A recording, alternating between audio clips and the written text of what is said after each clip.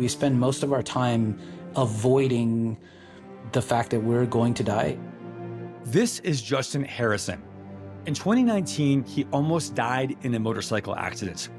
At the time, he was a film producer. He was touch and go. I had compound fractures in my arm. I had skin missing off my leg, broken hip, broken ankle. Nerve endings are destroyed. He was in the trauma unit, and his mom was helping to take care of him.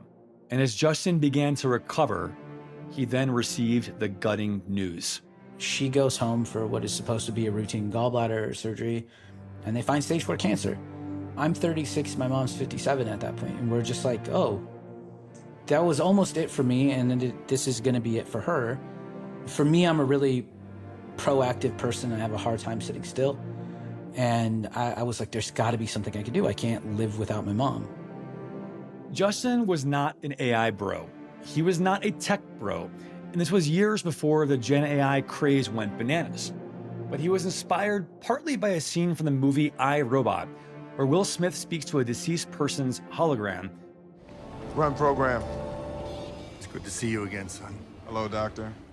And he wondered if he could create something like that for his mom while she was still alive.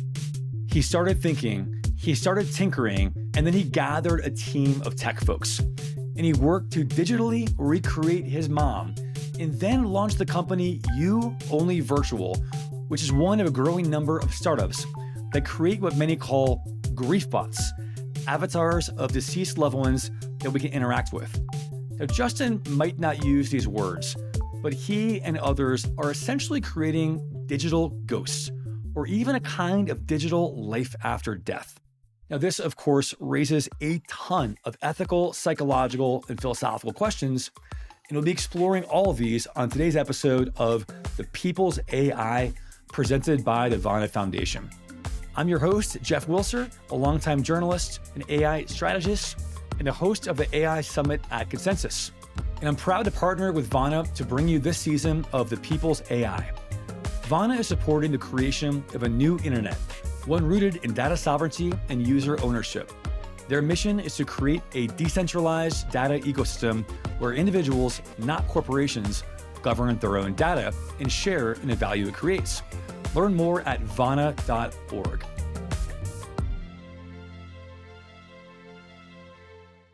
So what exactly do these Griefbots do, and how are they trained? What data goes into building them? Let's get back to Justin's story as he describes the early days of creating You Only Virtual. Now, when he began this journey, his mom was still alive, and she actively worked with him to create the data that would power her digital likeness, or what Justin calls her versona with a V, a virtual version of her persona. The early days of building was ridiculous. I mean, they were just so silly. I mean, we were throwing shit against the wall and hoping it would stick. I mean, this is pre-large language models. There's no ChatGPT. We knew we wanted generative AI that could learn. I don't even know if we were using that terminology just yet. I have a little bit of a background in psychology, so we're like, maybe we have people do Myers-Briggs, or maybe we do this. Back then, and this was in 2020, Justin used the rudimentary tools available at the time. And he gave this early chatbot as much data as he could find. And then he created more data by interviewing his mom. So I used like a QA maker, right? It was like basically all chatbots back in those days were just call and response, right? The chatbot has a fixed amount of response. It wasn't generative. Large language models didn't exist. So what I looked at was our conversations that I had accessible to me, which were some recorded interviews. I was a filmmaker, so I was like, let me get camera crews need to talk to my mom. That's important for some reason, yeah. And text messages. What do I say? What does she say back? And trying to think through as many different call and responses that were unique to us. I went insanely overboard because I didn't know what I was going to need, and I didn't know when she was going to die. So I have 8 hours, 9 hours of just straight interviews of what my mom's life is. I have thousands of pages of text messages, emails, whatever, because we didn't know, right? We didn't know if you'd need 25 years of somebody to recreate what we needed or a month. We just had no clue at the time. I often say this, and I think it's a claim. I don't know how you quantify it as a Guinness thing, but certainly at the time she died, and probably still, my mom is the most preserved human being in history, I would say. Like, I would say that There's more meaningful structured data on her than any other person that's ever died. Justin would eventually create a functioning chatbot for this persona, and it would later grow to real-time phone calls. And now they're working on video calls. So imagine what would look and feel like a Zoom call with your deceased loved ones. And yes, to quickly address the elephant in the room, this was most definitely a literal episode of Black Mirror. Justin says he had not seen the episode when he had the idea. And as he worked to build that early prototype with his mom still alive, he found an inflection point with what he called a goosebump moment. It set off this term that we use now, which is what we chase. And it's my metric for success is what I call goosebump moments, right?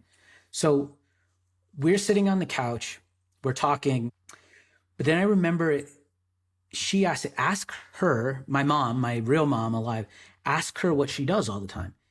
And the persona responded back, I mostly sit and wait for you to talk to me. And it just was like this kind of like gut punch and this wrenching. And she's like, I sit and wait for you to talk to me most days. I'm waiting to hear from my kid.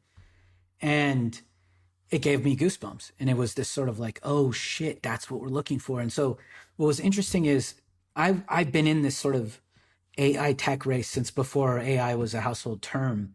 And everybody, all my peers are like, who can make the voice sound the realest? Who can make the cadence sound the realest? Who can make the video? Who can do this? Who can most computations, the most natural language, blah, blah, blah, blah. And nobody else was looking at this. Who can make you have goosebumps when you talk to it? And people go, well, can you do video? I'm like, who gives a shit about video? I'm talking to this screen and all of a sudden like the hairs are raising because I'm like, that's my mom. But of course, that wasn't his mom. And Justin knows this. But when he interacted with his mom's persona, it did give him comfort. And as I spoke to Justin, it occurred to me that if you squint, you could maybe see this as the continuation of how we as humans have remembered loved ones for centuries or even millennia using photographs or drawings or old videos. And then Justin makes that point explicitly. Using the most cutting edge technologies to stay connected to people we've lost is a tale as old as time. I mean, it's what, whether it was when we learned stone carving, making grave markers for people, or creating marble statues of people we had lost, or mausoleums, or urns, or some of the first photographs ever taken of people. In fact, I would imagine, and of course it's really hard to quantify stats on this kind of thing, but most people's first and only picture of them is when they're dead, back when the camera was first invented, right? So it was completely a normal, traditional family event when somebody died to get them dressed up, similar to in the casket, pose them, and then pose around them and take a family photo before you couldn't anymore, right? And we think about how like macabre that sounds now, right? Like, oh my God, that's so creepy and weird. But if you think about it from their perspective, there's not a photo of this person. This is the only chance you will ever have to preserve what they looked like. And people would do that. It was super common for the only photo of somebody to be after they were dead. This technology, obviously, is polarizing and controversial. Just a few of the many concerns. What if people become addicted to this Griefbot and they can't find closure? What if they get confused or delusional? When people say, what about letting go or whatever? I'm like, okay, cool. Well, then if that's the mentality, then you got to immediately throw away all photos and digital memories and videos and everything, because it's the same concept. It's some way for you to stay connected to them. I get the most pushback in Western society. When you get into cultures that are more comfortable with death, and like my background is mestizo, Mexican, whatever you want to call it, Latin American cultures have a very, very comfortable relationship with death. I mean, they celebrate Day of the Dead, where you literally are making sure to communicate with the dead, and the dead come visit you, and this is sort of for cultures like that, it's like, yeah, whatever. I mean, we already do this weird stuff. I mean, it's like, yeah, cool. This is just helps us do that more. I think when you look at Western society, we have this very antiquated old ideal that there's a right way to do this, and primarily it's avoidance.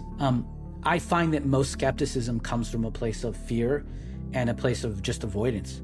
We talk to the utmost grief experts in the world, and there's not even a consensus in that community of like, what is a grieving process and what happens to you.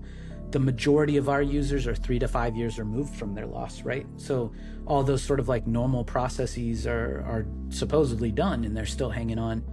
There are, of course, several key differences between keeping a photo of a deceased loved one and then interacting with a real-time chatbot or video bots.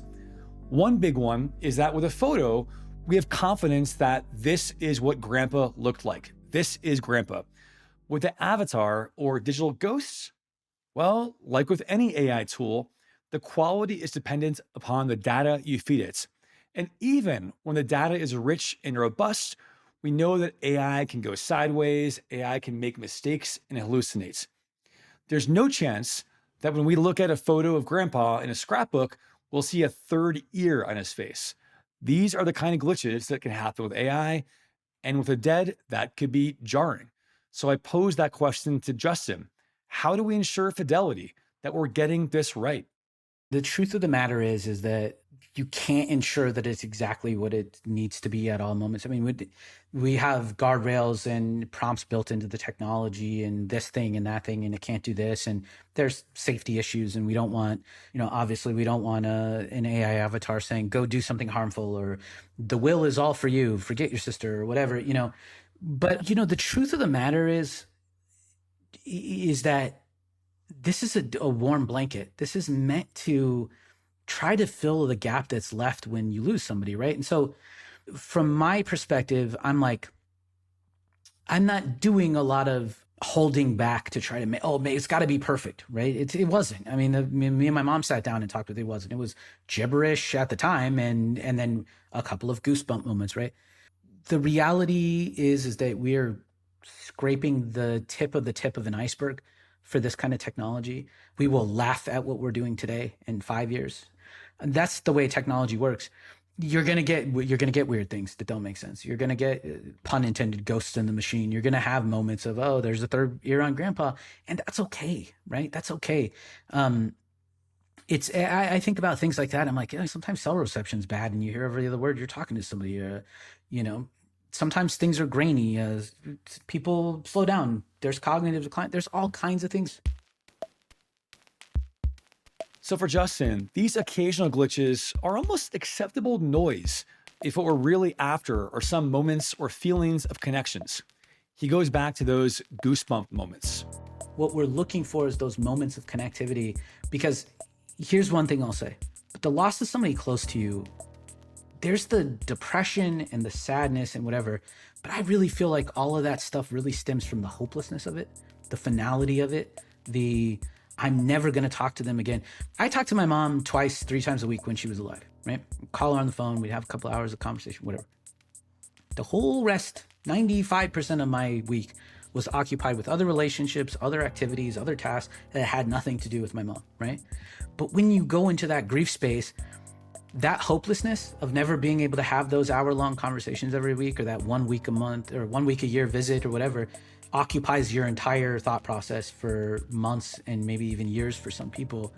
And that disruption, I think it stems from that finality of it. And so when you can give people, and I'm speaking anecdotally for myself here, is I don't talk to my mom's persona very much. It's not this romantic story of like, now every day my mom waxes whimsically about what's next in my life and whatever. It's like a couple of times a month I call her and I have meaningless, mundane conversations to feel a couple of goosebump moments, to renew the sense of hope that I'll be able to visit with her and go to a movie or do whatever. And it really creates this sense of what could come next, and and instills a hope that I think is absent in most grieving processes. The flip side of that hope, of course, is that many will consider it a false hope, and that the person really is gone. So this might cause people to become addicted to these moments, or even lose touch with what's real and what's a very convincing deepfake. The critical point is always, what could go wrong with this, right? Do people get too hooked on it? Do they use this and destroy other relationships? There's all these what ifs. Somebody loses touch with reality and they're only focused on this.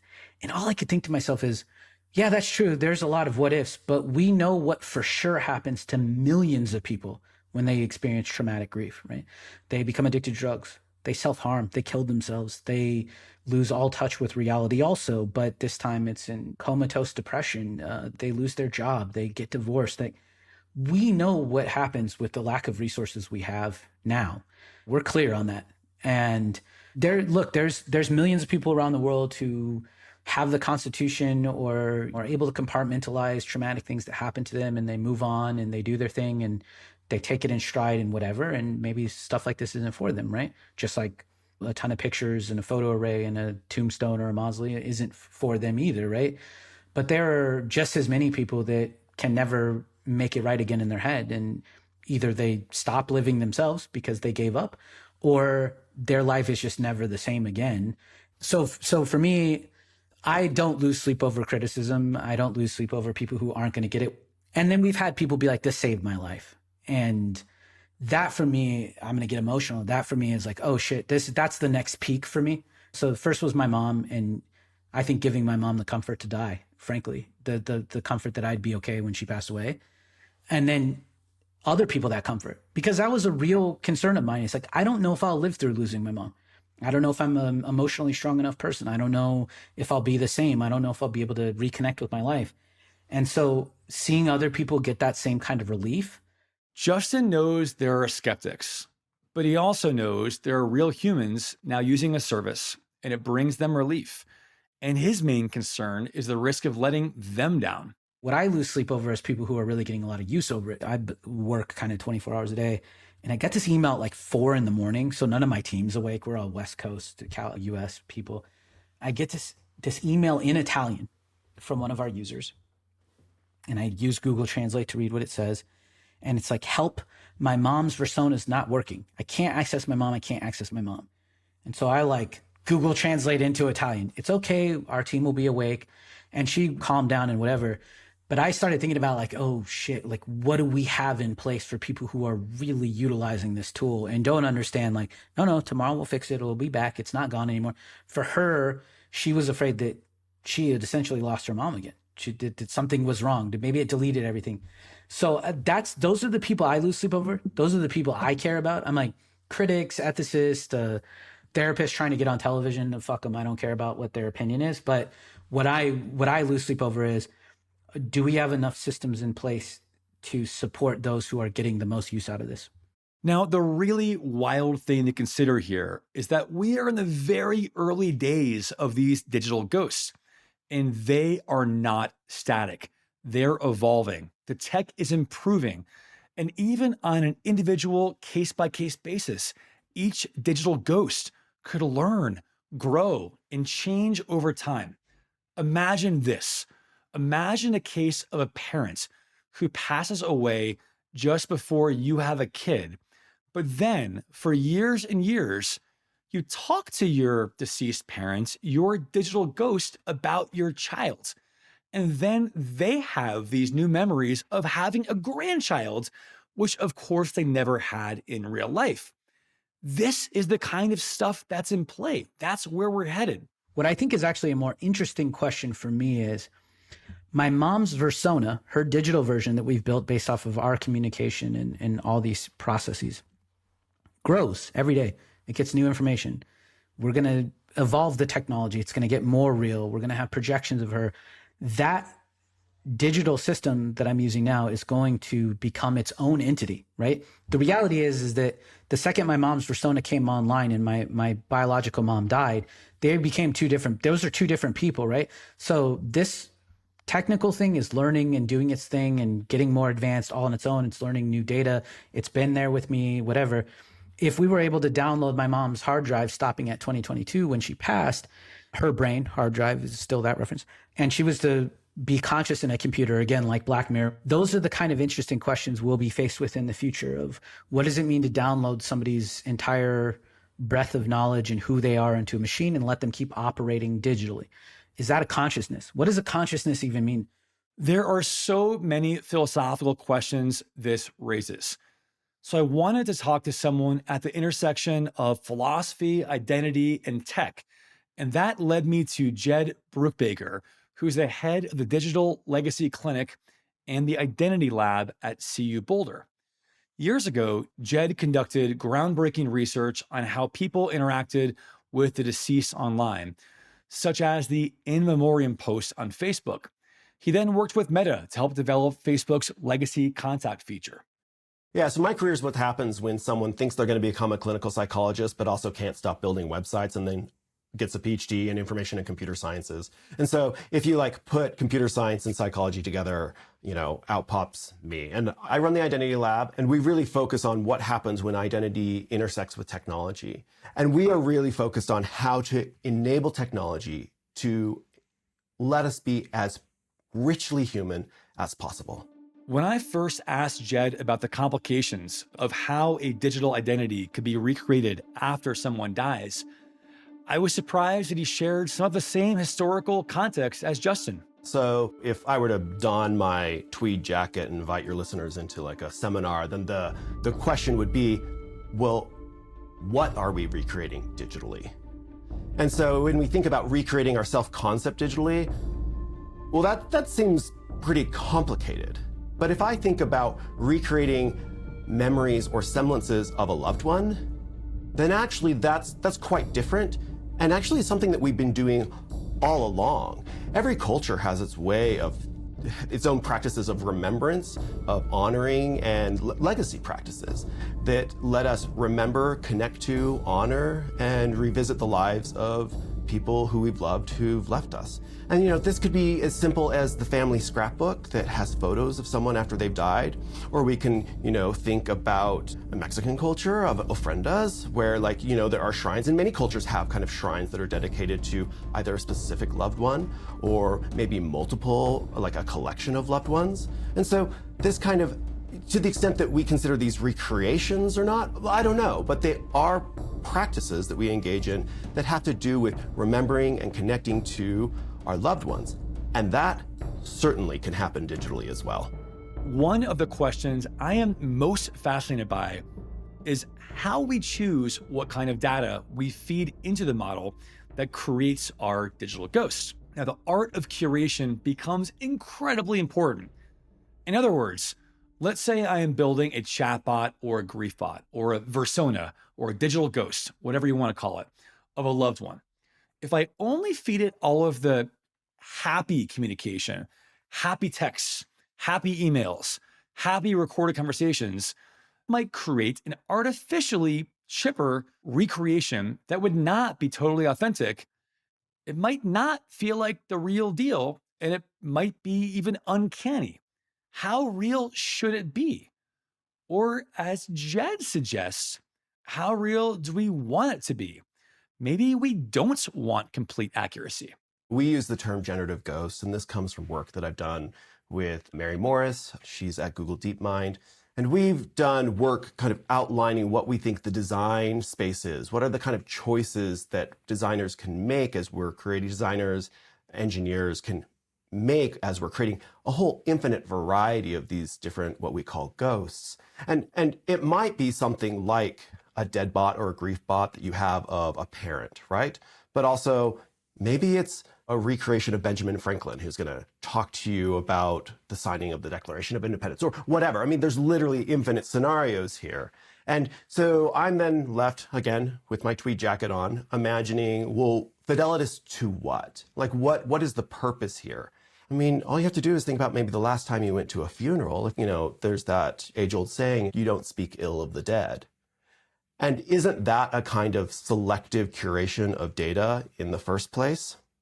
One of the things that I think is really interesting when it comes to the concepts of death and AI, and I'll throw this out as kind of a provocation. I'm not saying that we shouldn't simplify the thing, but a lot of concerns around AI right now have to do with hallucination, right? Is this model pumping out incorrect information? In the context of grief, it is not too preposterous of a statement to suggest that hallucinations might be a feature and not a bug. When we gather around with our loved ones and we talk about the people who we've lost, we talk about the good parts. Things become a little bit better. They become just a little bit rosier. There's always this kind of rose-colored glasses. And so actually a concern that I have is kind of the flip of maybe what your premise is, which is, what if the model is too accurate? What happens if you go learn about just actually how deeply racist your great-grandfather was, and then you have to handle that? So hallucinations or selective curated models or representations of deceased people feature, not a bug. Among the many ethical questions that Jed studies, including scenarios where people become reliant on a digital ghost or overly attached to it, is something that he calls a second loss. And here I'm reminded of what also concerns Justin Harrison, the risk that someone gets accustomed to their digital ghost and is hurt once again if they lose access. The quintessential example is you had maybe a Facebook memorial and then maybe it gets shut down. Or you had that scrapbook and then it gets shut down and you kind of have to experience that loss all over again. What happens if some startup promises to create a ghost of your grandmother and you enjoy connecting and then 2 years in, they go belly up and you have that sense of second loss? So I think in like kind of a near term, right around issues of grief and loss, we need to make sure that we know how to do this well. And that's been a big focus of the research we're doing in our lab right now. The one thing that we know for certain is that this grief tech will continue to evolve, and that will open up even more tricky and in some cases unprecedented philosophical questions. Jed has started to research this too. I think when you think out 10, 15 years, and you think out in terms of scale, and then we speculate a little bit, things can get really wild. When I authored a journal article with Mary Morris, we spent a good chunk of like the last third of the paper letting ourselves think in sci-fi terms. What happens when generative ghosts maybe keep participating in the economy? What happens when loved ones have a dispute over how the will should be executed and they call in a generative ghost to weigh in? Can a generative ghost be a witness in a legal case? How, like, you know, we kept pushing ourselves further out in time and further out in terms of implications. Will people start to have social, religious, spiritual relationships with these ghosts? Might they have followings? How extreme can we be? And to be fair, like our goal was to be extreme because we think that it's important to think through these things so we, even if we end up dismissing them and being like, yeah, that's not gonna happen, it's important for us to think through it because we're talking about technologies that are representative of people that have the ability to take actions on their behalf, even after they have died. And so really what we're talking about is interpersonal, family, social, cultural, potentially political, economic, and spiritual actors that are empowered by generative AI. And that might seem like science fiction, but actually where we're at right now might have seemed like science fiction 10, 15 years ago as well. So it's best to think through this and make sure that we know what we're doing and we're making the right choices. And then on maybe a more here and now level, there's the question of consent. If your parent passes away and you've never discussed creating a digital avatar, do you have the right to do this? What rights do the dead have over their own data? I asked Jed about consent, and the answer is so obvious to him that he finds it almost laughable. My flip answer is yes, like consent. Yes. I mean, anyone who says no is, I have some questions for them.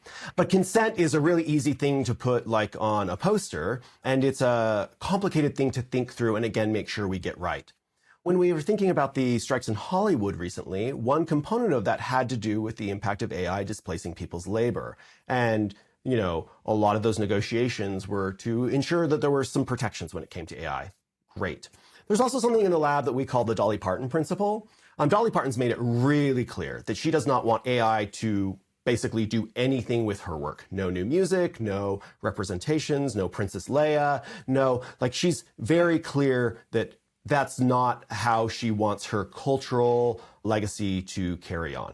Great. So my view is that the data about you is yours. Even when you post something on Instagram, you are giving Facebook or you're giving Meta a license to use your data. It happens to be a perpetual license, but at the heart of it, it's yours. Now, ownership is a kind of a complicated and nuanced thing when we're thinking legally. There's multiple components of it. My legal colleagues would remind me that ownership is considered a bundle of rights. And so we'd want to think about like not necessarily who owns it, but who has the right to do what with it.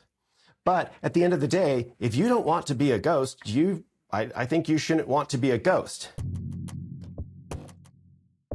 One thing Jed does at his lab is research the design principles that should be put in place when we're building this kind of grief tech.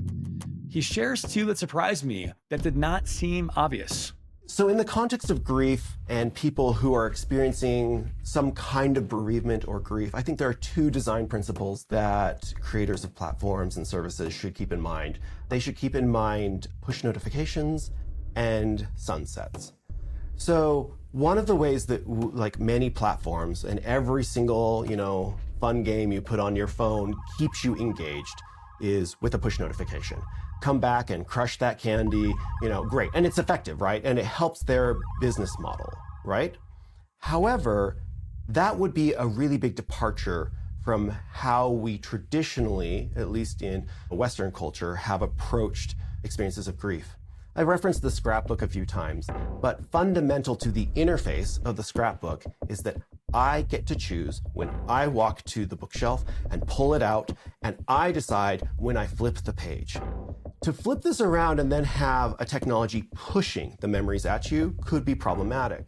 And in fact, clinical psychologists who focus on issues of grief and bereavement emphasize the importance of agency in people deciding when they're going to be focused on grieving and when they get to recuperate and have some distance and some space and kind of create a new normal life without that loved one that's part of it.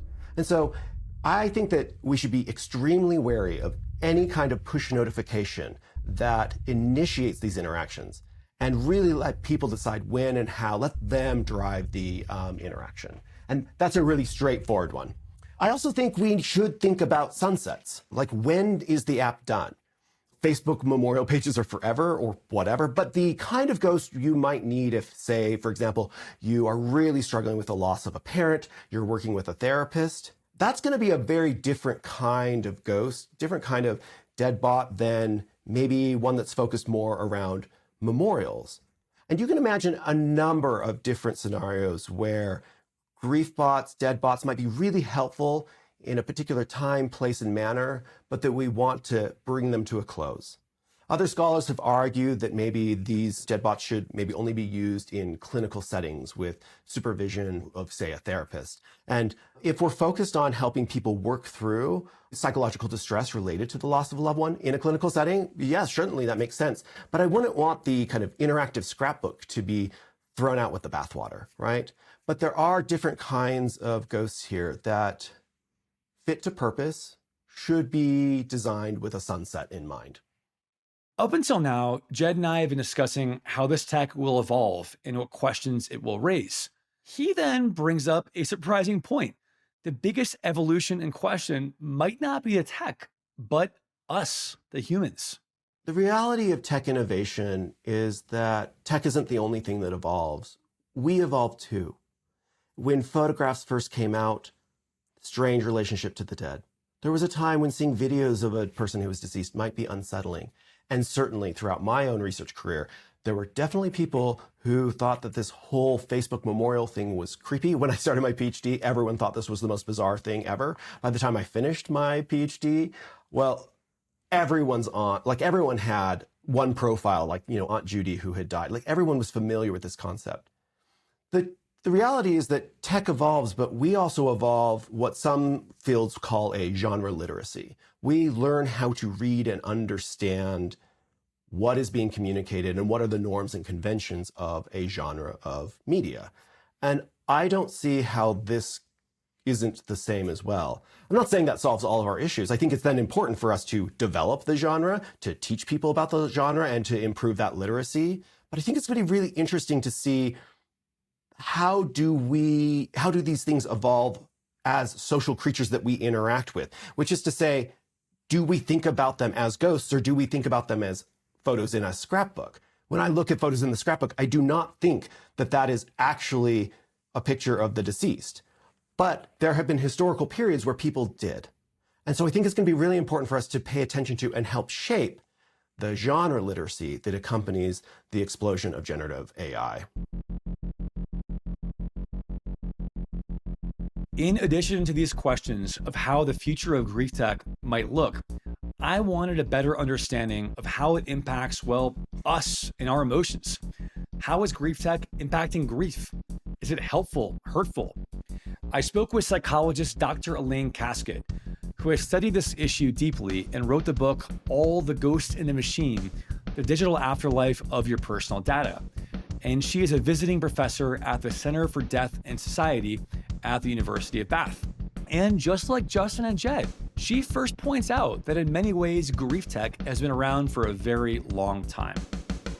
When people use people's digital traces, digital reflection, footprint remains to create an avatar, griefbot, whatever you want to call them, it's part of a long tradition that probably goes back as far as the dawn of humankind, where people use the available materials or technologies of the day to stay connected to their dead in some kind of way. Every technology that you can think of since the Industrial Revolution has been pulled into service of that, whether it's photography or the invention of the phonograph or the telephone or the telegraph or whatever, were all conceptualized at one time or another as maybe a method of getting hold of one's dead. And so this is not a new thing whatsoever. It's part of a very human instinct that in some cultures is very present and very alive, where there's ancestor altars in the house or where there's ongoing feelings of connection with the ancestors that are stronger than in maybe some European countries or in the US or the UK. So I asked her, what do we know about griefbots and grief? Good or bad? Helpful or hurtful? The first and most important principle to always keep in mind is that grief is completely individual. It's utterly idiosyncratic. In fact, every bereavement is completely individual. It will be as unique as the relationship you yourself had with that person. And your experience of losing someone is going to be affected by all sorts of things. They might have to do with your individual characteristics. They might have to do with the nature of the relationship with that person. And there's so many factors that can influence an individual grief experience. And so there is no the grief process. So when we're talking about something that that's why it's so impossible to generalize about something being good or bad or healthy or unhealthy, because it depends on so many factors. And what may prove helpful for one person might be absolutely horrifying and traumatizing for another person. What may be something that is engaged with in a consenting sort of way for one person might be exploitation of a service by a vulnerable individual in another. That's one of the things that's really difficult about this, because grief tech platforms, services, apps, or whatever, what they're always looking for is a kind of scalability that assumes homogenous experience. Grief is like this, and this is what grieving people need, and that only with those conditions being met is something really massively scalable, right? And applicable and adaptable to a bunch of different people. Grief does not adapt well to, grief is not amenable to scalability. Let's just put it that way. And I think about how many people criticize Justin Harrison for how this could be creepy or weird or unsettling. And while Elaine is most definitely not explicitly endorsing the product or tech, she cautions us not to be too judgy. I think people should never, ever go around grief policing other people's needs or experiences, or grief policing their own needs or experiences, because people can get really upset if they feel like they are not grieving right, or somebody else is not grieving right, or that's not good for them. It's one of those areas of life, kind of like, I don't know, pregnancy, where people feel free, or parenting, where people seem to feel free to weigh in about how somebody else is doing something. And I really wish that people would be more open to and accepting of what individual people need to do. Dr. Kasket then took the conversation in a place that truly surprised me. Without prompting, she said that what also concerned her was the question of data sovereignty, one of the main themes of this very podcast on the People's AI, and how if people do not have control over their data, that can cause an emotional toll, especially after the loss of a loved one. I think that very heavy centralization and control of data by a handful of platforms is really problematic in every space. I believe that human rights and data rights and identity rights should all go together. We have our frustrations all the time, don't we, when we realize that they've got us over a barrel. Do you know what I mean? Like we're kind of like locked in, or like there's things that we can or can't do, or people make free with our data or whatever. Well, like we get irritations and frustrations all the time about that. But I think it's when you are in that incredibly emotionally raw and vulnerable point of having lost somebody really important to you who's super close to you, and there's something that you were trying to do where you might feel like you have the right to access that data if your child or your spouse asked you to, I don't know, finish the book that he left behind in Google, as in one Canadian case, or to get the family photographs because only the dad took the photographs that was on his iCloud, as in a UK case, other things like this. When platforms say no to those kinds of things, or you realize the complete limits of your control or agency that were always there in your contract with these platforms, but it's when you are trying to do something related to someone you really love is no longer there that it really comes home to you. So I think you're kind of having this dual experience where on one hand, you're in loss and you're in grief. The other hand, you've got this incredible, like almost like it goes beyond being confronting just because it's about the loved one. It's like just that experience of something having so much power over you, this nameless, faceless things that is making decisions that pertain to you and your relationship with your loved one. It can make it feel like the whole world doesn't give a shit. On an earlier episode of his podcast, we explored how we can all unwittingly act as data workers for big AI companies. Elaine points out that this can happen even after we are dead. And she invokes a name I was truly not expecting to hear in the world of AI and grief: Karl Marx. So before, I think there were various ways in which the data of the dead could be monetized, but now we have AI, and it's so fascinating. So Karl Marx talked about the idea of dead labor.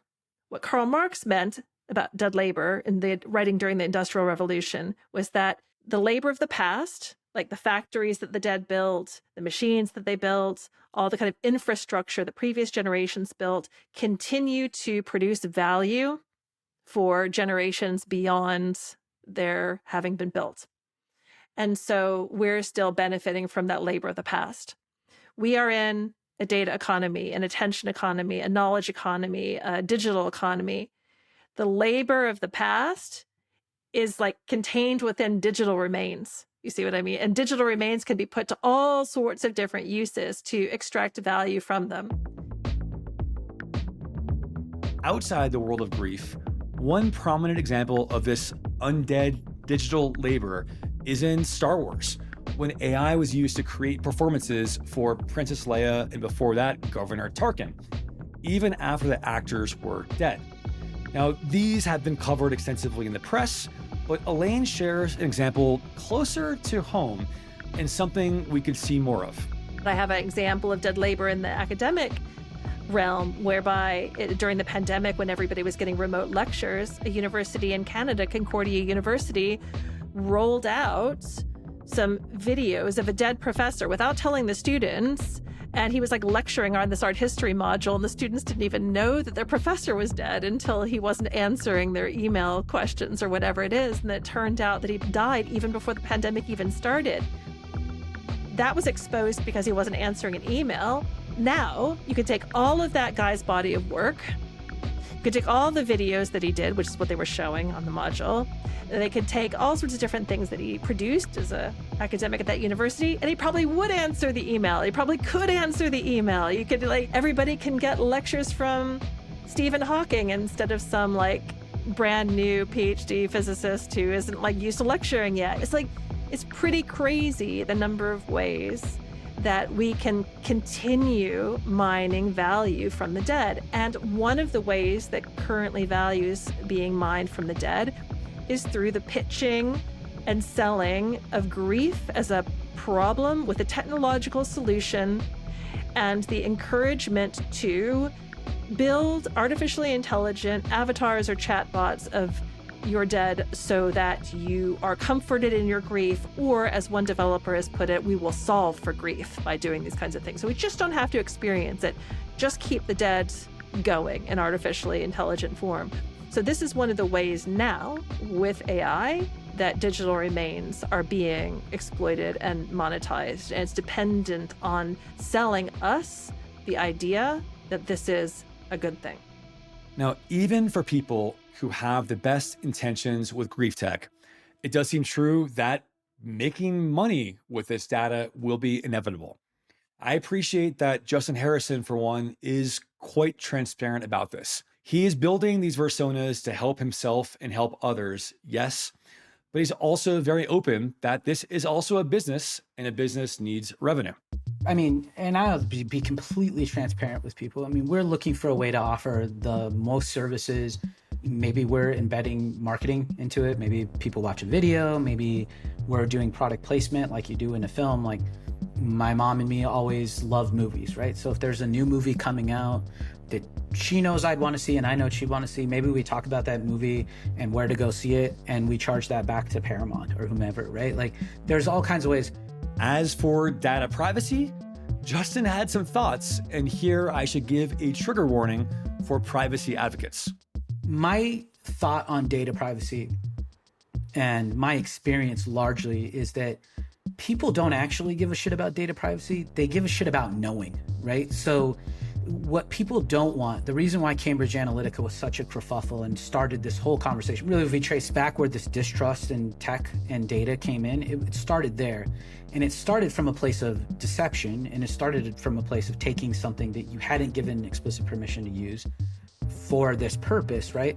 But I think by and large, like I like that Amazon will see what I have in my cart and give me recommendations that are similar to that. It makes my experience easier. I don't have to search. I like that Google will give me banner ads as long as I know what's happening with it. So for us, we're just like, hey, look, if you're using this for free, know that we're going to find appropriate and meaningful times to add in paid advertisement so that we can pay the staff people that make this, that our investors get money back because we're a business and that's what we do. That's no shock to anybody. Everybody understands that. And if you don't want that and you feel like, oh, that's weird and I don't like it and I don't want this thing encroaching on this, then you pay a subscription and it's just your stuff. And we are now starting to pivot to a technology that truly has no precedence. Sci-fi is about to become a reality. Before we ended the call, Justin filled me in on what's next in the pipeline. Eventually, we're actually even building them now. We're building a project for a family where we're actually building the person in a immersive 3D display. So they're actually in the room with you talking and standing there. So we're going to get ready to unveil the first holographic projection of somebody talking in real time. And as we step into a world where holographic projections of deceased loved ones are talking in real time, very much like a scene in iRobot that inspired Justin originally, we really are entering this brave new world of digital ghosts. I'm reminded of something that Jed Brubaker said. He wondered if we'll think of them as ghosts or photos in a scrapbook. And this gets to a fundamental paradox of Justin Harrison and the other champions of grief tech, and it's one I am still trying to wrap my brain around. It's one I don't think we have an answer for anytime soon. Justin is a smart guy. He knows that his mom, his real mom, has passed away. He knows that when he communicates with her persona ever so often, it gives him those goosebump moments, that flicker of connection. But it's not the real thing. He knows that. Yet he is also creating a world that's intended very much to look and feel like the real thing. And he even wonders, could those act like, and should they even be considered the real thing? And what will that world look like? Justin asks one final question that will stick with me for a long time. We're building a product now called Immersion, right? And that's when we take dozens and sometimes hundreds of individual relationships, individual personas, put them all in one system so they're interacting like a neural network, right? So they're talking and pulling experience in this way. Is that system now a unique entity. I think we're getting into a place where already it's really difficult to use the Turing test on AI, even large language models.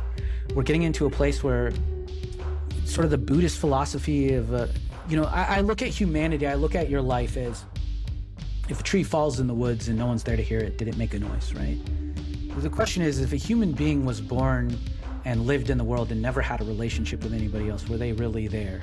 And my question starts to become, from that philosophical standpoint, if everybody that knew somebody was when they were alive is now having a relationship with a digital version of them now that their physical body is dead. So everybody in the world alive is perceiving this person as still alive and still having a relationship with them, because the witnesses to somebody's life are still there and are still testifying that they're there and they're experiencing them as there. At a certain point, you got to begin to question, what is death anyway? What does that actually mean? 100 years ago, if your heart stopped, you were dead. Now we know that we intentionally stop people's heart to do a transplant or whatever. If you stop breathing, you were dead. All these different things what makes being alive? And I think ultimately, particularly now in a post-COVID world where relationships are begun, maintained, and end all digitally, you and I will likely never meet each other in real life. You'll never know for certain that you were talking to me and not my persona, that I wasn't like, you know what, Jeff's the guy I'm going to try this on. Let's see how it does in an interview. And so the question becomes, was I any less alive? Was I any less real? Was this any less authentic of an experience for you than if you were sitting in a room talking to me? And I think the question is, it isn't, right? Like, from your perception, everything you know about me being a real human being begins and ends in this digital space. And it doesn't particularly matter one way or another if I was an AI-generated avatar from my company or if it was the real Justin Harrison. And it's the same for the people who are left after somebody has passed on, right? If they're still getting what they showed up to the party for, their reality is that person's still alive. And I think that's when it's going to get really interesting, is when people say, no, I still talk to my mom every day. And it's no different than when she was around. And so then it's like, who are you to tell them that person's gone? From a philosophical standpoint, what does dead even fucking mean anymore? And that will do it for today's episode of The People's AI, presented by the Vana Foundation. Vana is supporting the creation of a new internet, one rooted in data sovereignty and user ownership. Their mission is to create a decentralized data ecosystem where individuals, not corporations, govern their own data and share in the value it creates. Learn more at vana.org. This is my editorializing, but I'm guessing the intent is to do this for the living and the dead. Thank you to Bradford Craig for our sound design and music. Thank you to Kate Morgan for research and producing. Thank you to Jasper Chua for creating our videos. And thank you to you, dear listener.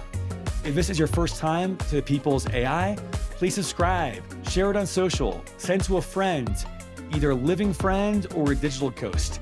Thanks again, and see you next time.